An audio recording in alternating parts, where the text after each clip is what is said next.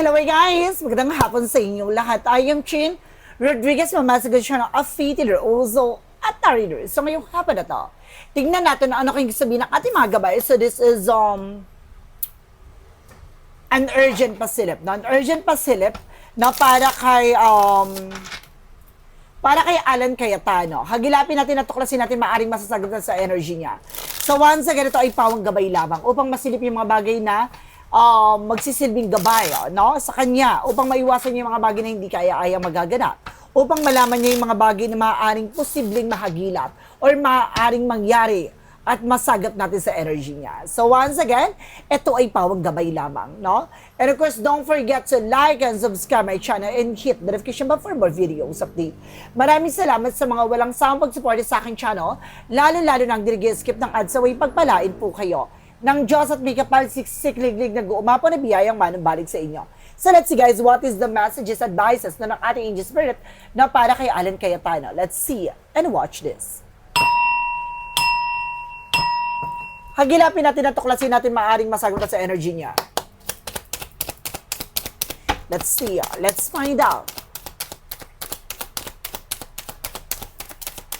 Okay, so there's something another one, something perseverance. As of now, parang, kumbaga, nagtsatsaga siya, no? Kumbaga, tuloy-tuloy lang yung ginagawa niya at the same time. No, kailangan niya tuloy-tuloy lang yung ginagawa niya. Kailangan, kumbaga, makiramdam lang siya at the same time, no? Or pakiramdaman niya, magtsaga siya for sa kung ano man yung bagay na ginagawa niya sa ngayon. Let's see. The Nine of Wands, something perseverance. Now, let's see. Pero kung there's something guys with a 5 of Wands, so there's something complication. So mayroong mga bagay na parang magbibigay ng complication sa kanya. So mayroong maaaring maganap dito na maaaring magdala sa kanya para maipit siya sa situation. So kailangan niya mag-ingat. No? Kasi mayroong mga bagay na maaaring kumbaga lumabas or lumantad. Ano man yung bagay na maaaring magdala sa kanya ng complication. So let's see, what is additional messages? Now, there's something at 2 of Cups. There's something partnership. So, may tungkol sa partnership, guys. Now, may partnership daw dito. Now, there's something a partnership for, something an offer for a business or from a work. Or there's something offer for unconditional love. Now, may pag-ibig, may relasyon. What is additional messages? Represent, guys, with a 6 of Cups. Now, there is a past person coming back. Or there's something a past situation coming back. So, mayroong mga bagay na maaaring bumalik mula sa nakaraan. Kung hindi to tao, ay maaaring sitwasyon. Now, there's something a 6 of Cups for familiarity, na maaaring related sa kanya, na maaaring may mga bagay na nangyari from the past na maaaring mauungkat, mayroong mga bagay na mabubulabog, na mayroong mga bagay na masisiwalat, or maaaring mga bagay na maaaring matuklasan niya. Ganon. What is the additional messages? No? And there's a 6 of Wands. So there's something a victory. So may mga bagay na maaaring mapagtagumpayan dito. So ano kaya itong mga bagay na maaaring mapagtagumpayan? No? So let's see. What is the additional message? There's a 6 of Wands, something success. No? Victory. There's an Ace of Wands for a plan. So may mga plano daw dito. There's something new, brighter idea. So may mga bagay na maaaring magkaroon siya ng kumbaga idea or kumbaga project, ganon. So may mga plano siya na maaaring may isa katuparan niya or may mga bagay na mabuo siya. No? Na mga plano. What is the Knight of Wands? The Knight of Wands represents with a 6, there's a star card reverse. No? There's something unfulfillment. No? Parang nagtsatsaga siya kasi may mga bagay na parang hindi na isa katuparan. No? The star card reverse, something na parang, kumbaga mayroon siyang pangarap na maaaring naudlot. No, may mga bagay siya na maaaring gustong gawin pero hindi natuloy, ganon. What is the 5 of Wands? Ito yung gusto ko malaman. The 5 of Wands represent what? There is a 4 of Wands. No, merong event, no, or gathering, no, pagtitipon, pagpupulong na maaaring magdadala sa kanya upang maipit sa situations. May isang event daw na maaaring, kumbaga mayroong event na maaaring mayroong matuklasan towards him, no? Merong isang bagay na maaaring kumbaga magdala ng komplikasyon or meron ditong kontra, no, or kumontra, no, about dito sa isang event, no. Let's see what is the 2 of Cups. Now there's a Knight of Wands for slow and steady. So kailangan niya maging mahinahon, no, or kumalma. Now, there's a lot of partnership na kung nasisense dito. Now, I don't know if is it a good or bad thing. So, but definitely, kailangan niya maging mahinahon kasi maaari nagiging padalos-dalos siya. No, yung kailangan niyang makinig na kailangan pag-isipan mabuti. What is the Six of Cups? What is the Six of Cups represent what? Now, there is something, guys, with the Ace of Pentacles. So, see, there is something a big shit or big money.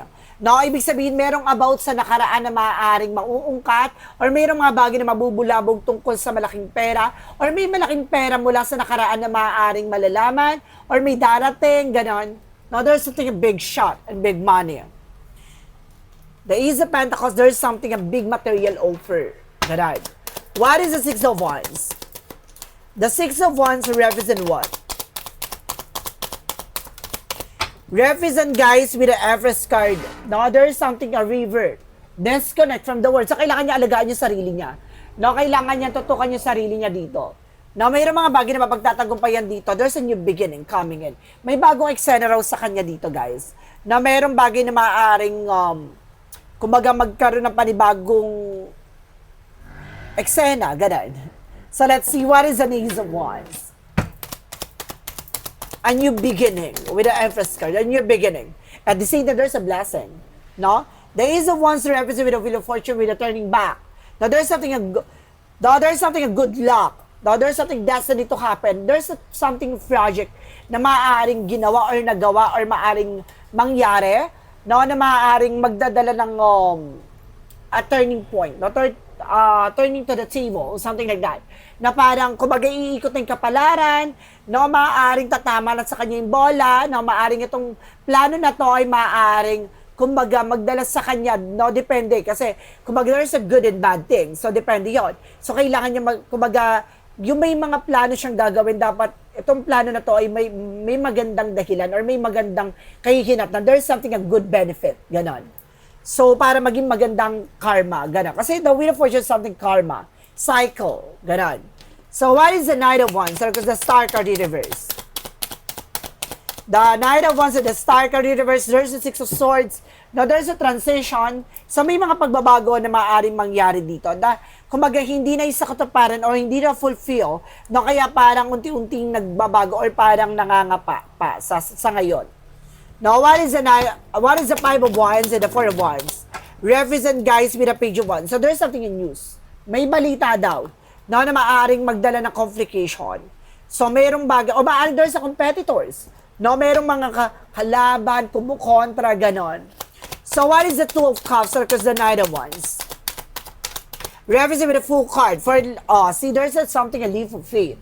So, para sinasabi dito, kailangan niya maging makinakon, no, ipagkatiwala, no, lahat ng bagay na to may magandang dahilan, or there's something, the full card, na kailangan niya mag-ingat sa mga taong pinagkakatiwalaan niya. With an Knight of Cups, there's an offer. Now, may offer talaga dito, guys, no, about sa nakaraan na maaaring mayroong kinalaman sa malaking halaga or malaking pera. No, may offer. No, there's something, an offer or proposal. No, it's either offer or proposal, or there's an apology coming in. What is an Empress card? Because the Six of Wands represents with a Temperance. Now, there's something, patient, so kailangan niya kumalma. No, magkakaroon na siya ng bagong eksena or bagong simula dito, pero kailangan niyang pag-isipang mabuti, no, para hindi siya maipit sa situations or sa huli. What is the Ace of Wands and the Wheel of Fortune? Represent with the Page of Cups. No, there's something fishy. No, makinig siya sa gut feeling niya. No, kumbaga makinig siya sa mga nararamdaman niya. Kasi yung mga kutob na yon, ano man yung bagay na maaring tumakbo sa isipan niya, or tumakbo sa intuition or visions niya, instinct niya, ay maaaring tutugma sa maaaring maganap, no? Para magkakaroon na siya ng, kumbaga, vibration doon, no? Mararamdaman niya na, masisense niya. What is an outcome?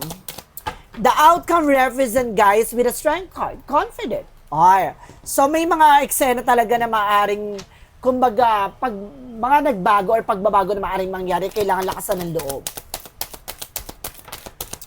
And of course, there's the Five of Wands, the Four of Wands, and the Page of Wands, represented with the Eight of Swords. See? Itong bagay na maaaring magdala sa kanya ng complications, no, itong balita na to, na mayroong kinalaman sa isang event, ay maaaring maiipit siya sa situation. See? Now, there's a lot of toxic and negativities around. So itong mga toxic at negative na to, ito yung maaaring magdala sa kanya upang hindi siya makagalaw or makakilos sa situations. No, para sinasabi na parang very negative na. No, kaya yan, no, parang maiipit na siya at the end of that time. So what is the Two of Cups? The Knight of Wands and the Fool card. Reversing with the Two of Wands. So there's the first step. Now there's the choices. Napiliin niya lang yung mga taong pagkakatiwalaan niya at the same time. So kailangan niya talaga maging mahinahon. With the Six of Cups and the Ace of Pentacles, with the Knight of Cups, represent guys with the King of Swords. Stop the pattern. So mayroon daw ditong lalaki na maaaring magdala ng katotohanan o magbigay ng information. The King of Wands something truth, no? Totoo, wise, no? And logic, no? Parang pinapakita ng King of Swords na etong tao na to yung magpuputol ng pattern, something like that. May lalaki daw na maaaring kumbaga magbigay ng information about this one. What is additional messages with the Empress card, the Six of Wands, and the Temperance? Represent guys with the King of Pentacles. Security. So, mayroong bagay na kailangan ingatan dito. No, there's a perfect timing. So, kumaga may mga bagay talaga na nakalaan talaga para dito. No, kailangan lang, may mga paalala talaga sa kanya dito. Now, there's a Six of Pentacles. Now, there is something a giving and receiving. So, mayroon talaga about sa, kumbaga, giving and receiving. So, may mga bagay na maaaring kumbaga may tungkol sa binigay at natanggap. So, meron daw something fishy. Now, with the Wheel of Fortune, something turning back. So, there's a good and bad thing. So, kung maganda yung binigay mo, kung there's a good intention, magiging maganda ang balik nito. Parang ganun siya. Now, there's something consequences. Let's see. What is additional messages? Ano pa yung maaaring magbigay gabay or advice sa kanya ng ating angel spirit? Ano yung maaaring magbigay gabay o advice sa kanya ng ating angel spirit guides?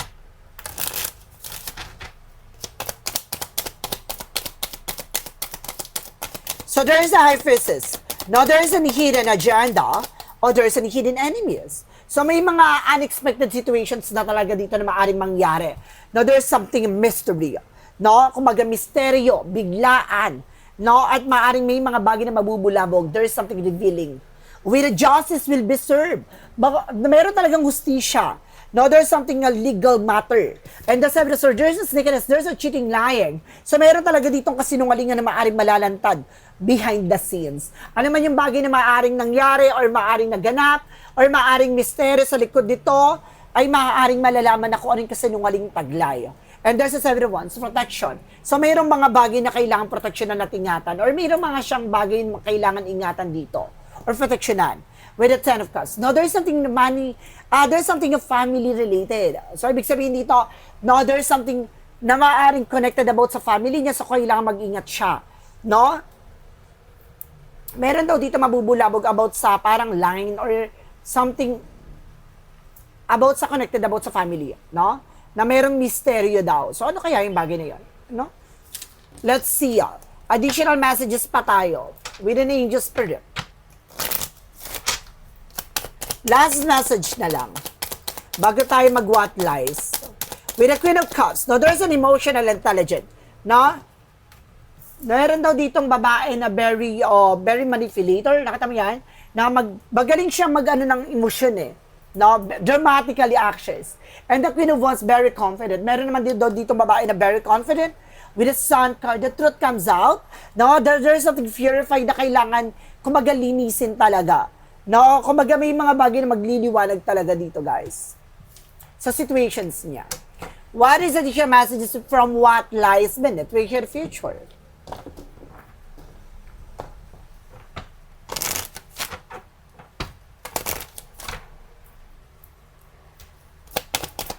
From what lies beneath your future, guys.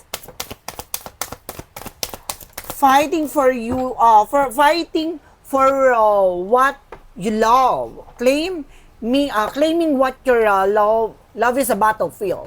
So, meron talaga siyang bagay na pinaglalaban, yung gusto niya. No, kung hindi to tungkol sa relasyon, tungkol to sa position or sa situations, no? Mayroong bagay na pinaglalaban talaga dito. There's an investigating. Meron ditong mga iniimbestigahan na. So there's an investigating, guys. So, mayroong investigation na naaring nangyayari at nagaganap. And there's a watching, sit, go down, enjoy the gossip, no? Kumbaga, mayroong bagay na maaaring pagchismisa talaga. No? Maaaring pinagchichismisan na as of now. So may mga bagay na iniimbestigahan or may mga bagay na maaaring iimbestigahan. So guys, this is an urgent pasilip na para kay Alan Cayetano. Once again, ito ay pawang gabay lamang. No? Upang masilip yung mga bagay na posible mangyari sa kanya sa hinahanap, upang magsilbing gabay sa kanya. Upang maiwasan niya yung mga bagay na hindi kaaya-aya, no? Yung mga bagay na maaaring makatulong din sa kanya at the same time. So guys, don't forget to like and subscribe my channel and hit the notification bell for more videos update. Maraming salamat sa mga walang sawang pag-support sa aking channel, lalo-lalo nang hindi nag-skip ng ads away, pagpalain po kayo ng Diyos at may kapalisiksik liglig na guumapa na biyayang manabalik sa inyo.